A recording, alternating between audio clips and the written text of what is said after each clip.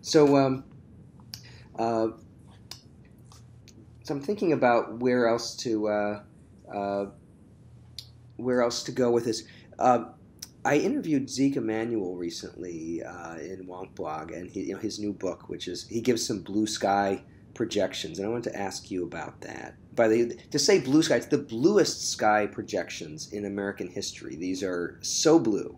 So one of the things that Zeke says is that the health insurance exchanges are actually going to have many, many millions more than CBO predicts, and that there will be a movement into the exchanges from by employers. Once a few companies do that and are successful, that there'll be this exodus into the exchanges. Do you think that's a likely outcome?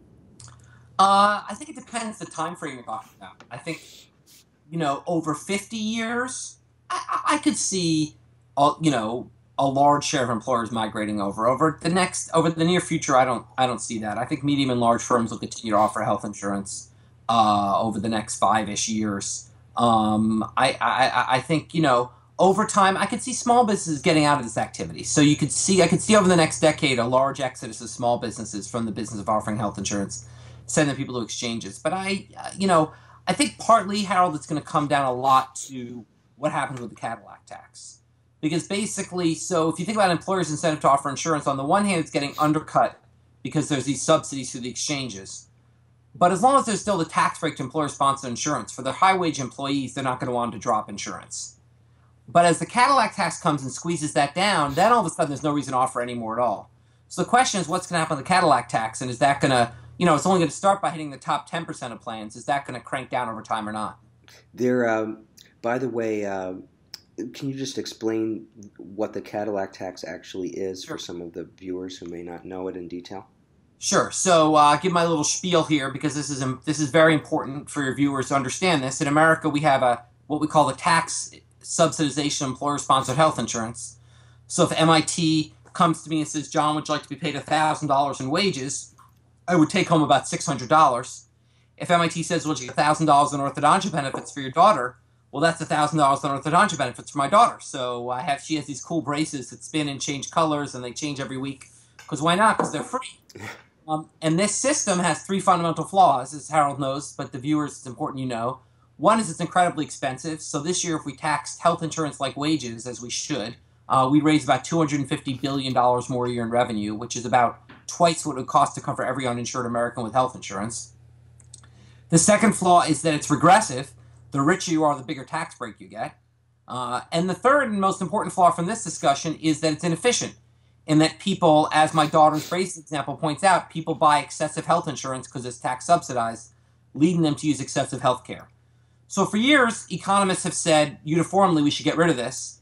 It turns out it's hard to get rid of it. So the compromise in the Affordable Care Act is this thing called the Cadillac tax, where for the most expensive plans in about the top 10% of plans, starting in 2018, that tax break will effectively go away. It's sort of done in an indirect way. There's sort of an excise tax on insurers that essentially offsets the tax break. But basically think of it as a tax break going away on the most expensive plans. Mm-hmm. So what that means is once you take the tax break away, then firms could go en masse to the exchange. Because then right now, so think about a firm right now. You've got a lawyer and a secretary. Okay? Right now under the ACA, your secretary much better off if you dropped her health insurance and paid her higher wages because she could go to the exchange and get subsidies. But mm-hmm. Your lawyer would be worse off because he would lose the tax break on his insurance and he couldn't get subsidies in the exchange. So right now, the lawyer is the one who decides whether to offer health insurance or not, right? This, by the way, your example was before the legal market crashed. Now the secretary is actually supporting the lawyer. And, So basically, the firm's not going to drop insurance. But as the Cadillac tax, it comes in. Now suddenly, the lawyer's not getting as big a tax break on their insurance. Now, it's not going to be a big deal right away, but the key thing about the Cadillac tax is that amount is indexed to overall price inflation, not health price inflation, which means effectively, over time, the Cadillac tax will affect more and more and more plans. So over time, that could start to cause firms to not want to offer health insurance anymore. And that's why I say, we could imagine a world where over 20, 30, 40, 50 years, you do see a massive exodus, now, but not in the near term. Would you be happy or sad if there was this exodus to the exchanges? I think I'd probably be. Oh, depends if the exchanges are functioning as well. I hope they'll function. Within the next 3 to 5 years. I think it'd be a good thing.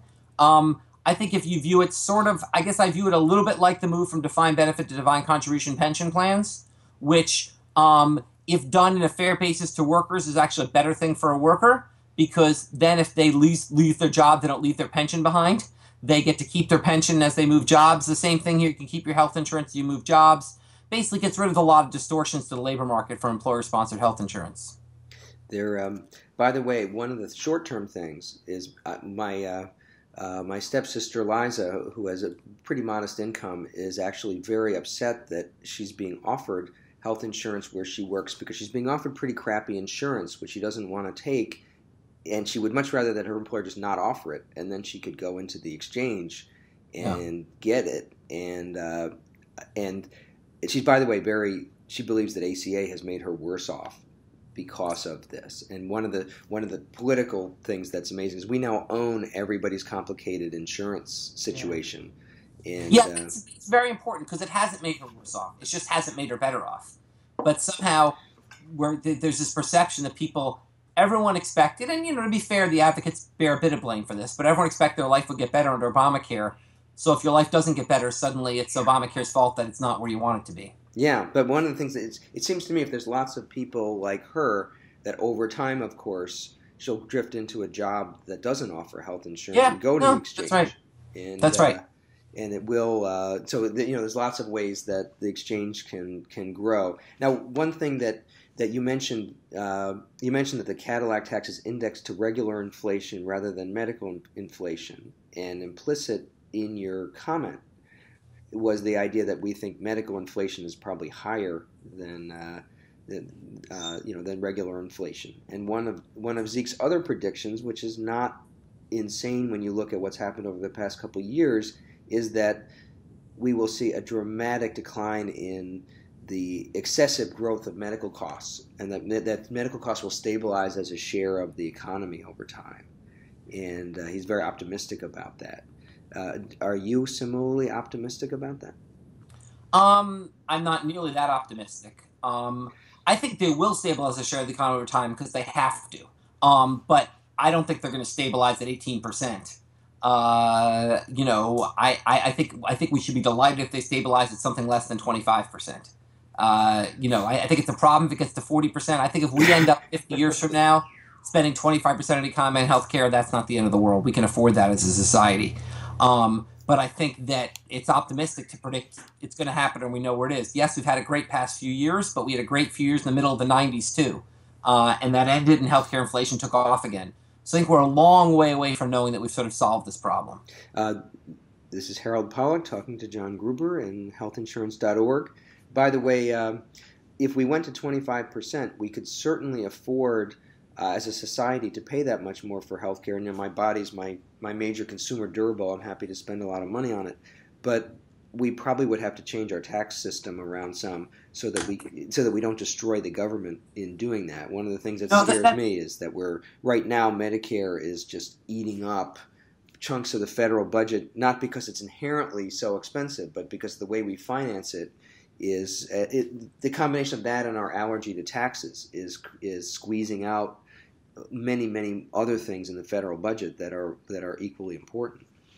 That's right. I think that the real constraint is not the share of the economy, it's the federal budget. Now, we can get to 25% without the government.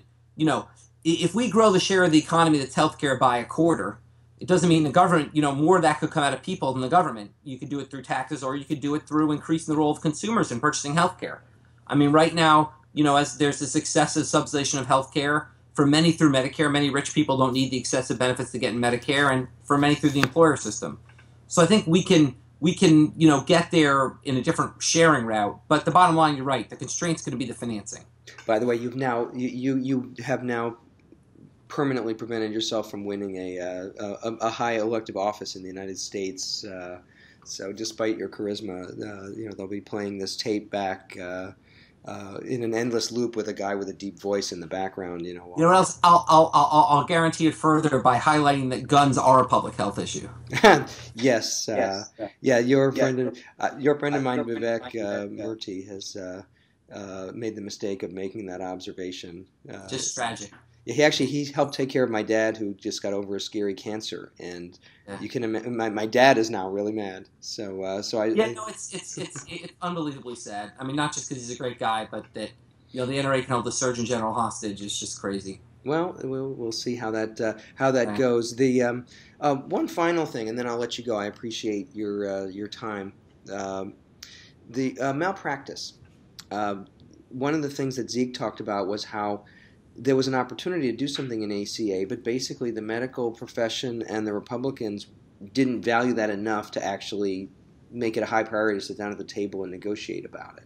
Are there some things that we might do about tort reform and malpractice to improve that system, which obviously has many shortcomings in its current configuration?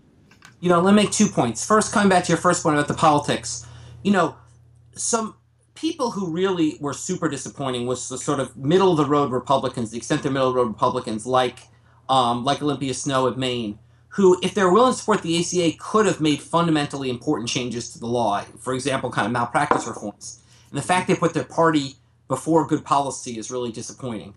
That said, we don't know so much what to do.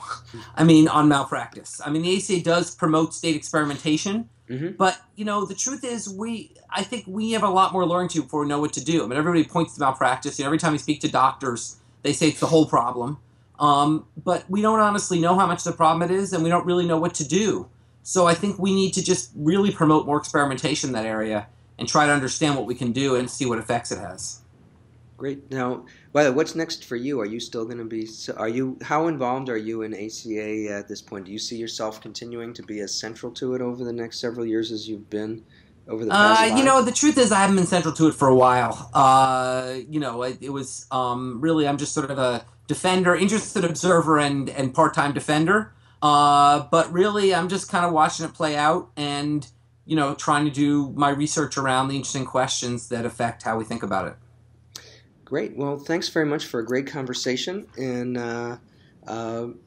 it's been great to talk to you as always. And I'll let you go on with your life, but I think this has been a very terrific discussion. Thank you so much, Harold. Thanks for including me.